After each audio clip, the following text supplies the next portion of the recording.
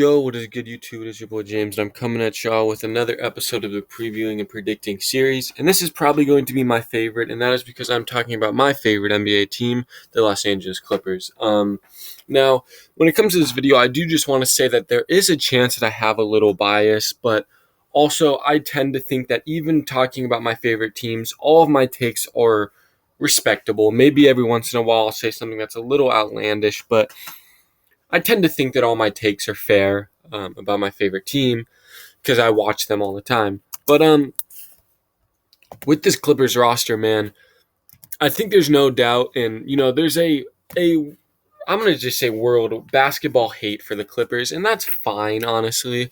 But you can't argue that right now this isn't one of the best rosters in basketball. I think it's top three at least, and based on talent, top two. Um, But when it comes to this roster, my favorite thing is just how deep it is. And I know um, when it comes to the playoffs, you're running shorter man rotations, obviously. But the way that I look at this roster, I'm a huge Ty Lue guy, especially when it comes to X's and O's. I see this is a really corny analogy, but I'm gonna say it anyways. With this roster, I see a chessboard that Ty Lue can do whatever he wants with it because there are so many people on this team that do so many different things, and Ty Lue is probably the best in-game adjustment coach. He's one of the best X's and O's coach, arguably the best, and he's also a great locker room guy. But I really think that Ty Lue can just have his way with this roster. You've seen him, although Kristaps was kind of a liability, he still outcoached in the Dallas series. He outcoached Quinn Snyder, like I said, although Rudy Gobert is a liability, he still coached those guys out of the series, especially without Kawhi. And I'm very high on Ty Lue. It seems like the team has a great chemistry. And like I said, so many guys that can do so many things. I mean, you've got your lengthy wings that can defend, and Nicholas Batum, Robert Covington, Paul George, Kawhi Leonard, Terrence Mann, and then you have your shooters everywhere. I mean, Batum, great shooter. Rocco, he's been the definition of 3-and-D. Paul George, we know, is a great shooter. Reggie can catch a heater. Luke Kennard, I'm pretty sure shot the highest percentage-wise from three last year. Terrence Mann, 40-plus on catch-and-shoot threes. Kawhi, obviously. Marcus Morris, 2 years ago, shot 47% from three and 50-plus from the corner. And then Norman Powell will have to see how John Wall games progress, which I will talk about in a sec. But even just, go-to scorers, I mean, Norman Powell, go get you a bucket. Marcus Morris can even go down in the post and get a tough bucket. John Wall, depending on how he is, gets you a bucket. My, point with all this is that there's just so many things this team can do. And there's so many guys that you can run out so many different lineups throughout a playoff series, throughout the regular season when you're hurt. But this team is just super versatile. Even the defense. I mean, I'm not going to go name defenders, but when you have a team starting of Kawhi and PG, you're going to have a great defensive team. I won't go down the list of defenders. Actually, fuck it. Batum, great defender. Rocco, great defender. This is probably, when healthy, arguably the best defense in basketball. I think reasonably. I know the Knicks are always up there, but this is definitely a more talented defensive team. The Bucks, Warriors, but this is at least top five defense healthy. And another thing is just the versatility is just so there.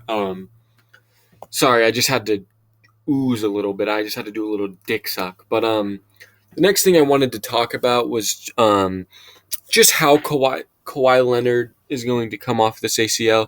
Because for me, I think he's going to be just fine.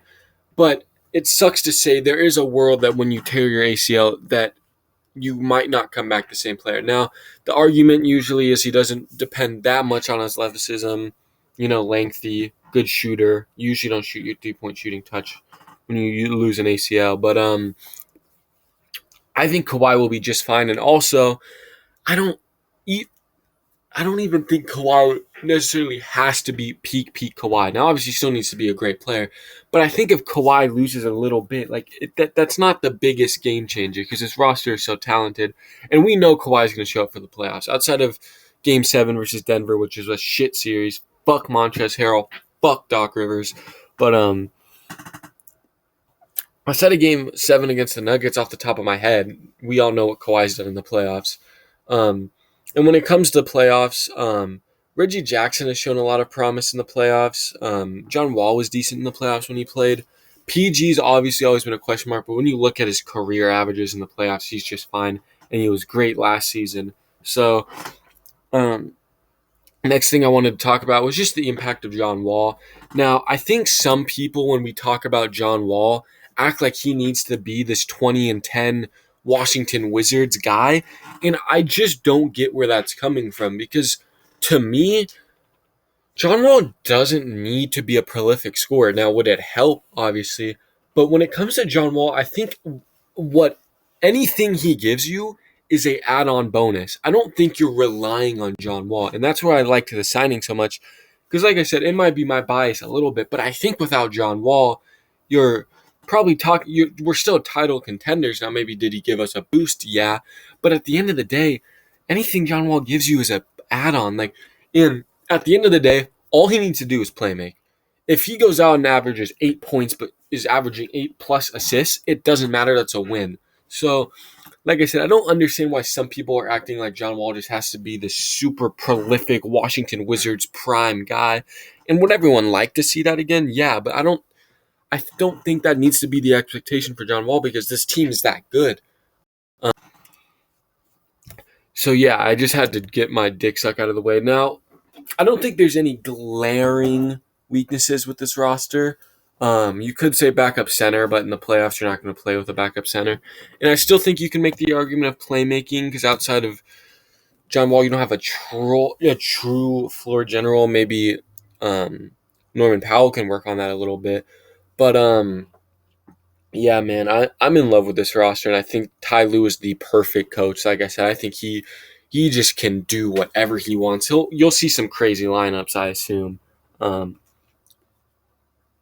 then another thing I just wanted to give credit for real quick is just obviously when it comes to a team like this, it was bought. This team was, Kawhi. We were building something cool, but Kawhi Leonard and Paul George were bought. Steve Ballmer pretty much bought them. I mean, it sounds really bad, but this team was bought solely. But I think the front office has done a really good job on just finding gems too. Like Terrence Mann, I think Terrence Mann is one of the more underrated players, especially the most underrated on this roster. And he was the 44th. I don't know. I think he was one after THT, so 46th. But Terrence Mann, 46th pick. Amir Coffey, he's not going to be in the 10-man rotation, but he was putting up 30-point bombs in the season last year. He was an undrafted guy, and then Brandon Boston, he was playing minutes last year. Even when we had PG, Brandon Boston was coming off the bench. He fucked up Boston in that game. And he was 51. Diabetes looked great. And then you drafted Keon Johnson, who at the time wasn't we're drafting him to solely get on the court now. But he was flipped for Norman Powell and Robert Covington. Now, is it because it was Keon Johnson and they were super high over heels on him?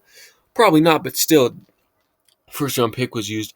And then also, I just want to say, people don't give us credit for building a roster that could bring these guys in.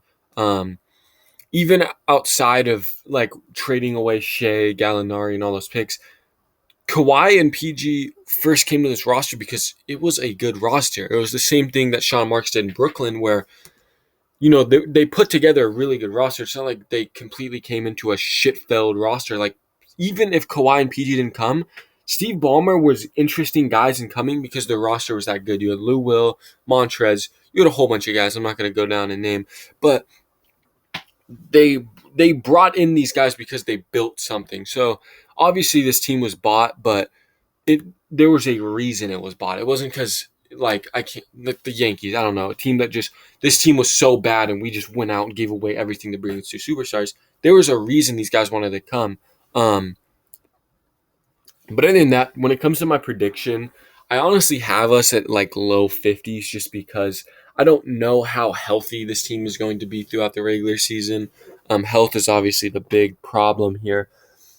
But other than that, I hope you guys enjoyed. I do think realistically that this team, I think it's us and the Warriors, really. And if you told me to pick right now, I wouldn't be able to tell you because I think that's just like realistically we match up pretty well against the Warriors, but the Warriors are also very well built.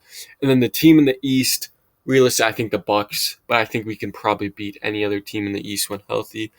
But other than that, I hope you guys enjoyed me gawking my favorite team for however many um, minutes this video was. I think I'm just gonna start recording with my face. Kind of an insecure pussy, but I think it would at least give you guys something to look at. And then tomorrow I'm gonna do a Larry Birdle video. I did one months ago, but I watched Through the Wire do it, and I find it very entertaining, and I find it fun to play when I'm commentating over it. So you'll see Larry Birdle tomorrow. But other than that, if you guys enjoyed, please like. The view to like ratio has been pretty shit. I appreciate the views, but obviously that isn't a great thing. So if you guys enjoyed anything I said in this video, please like because I want to keep going. I will no matter what, but the likes might keep me a little more motivated, to be honest. But other than that, I really hope you guys enjoyed. This video is probably just for my Clippers fans. I've got a lot on Twitter. But other than that, see y'all tomorrow for Portal Unlimited.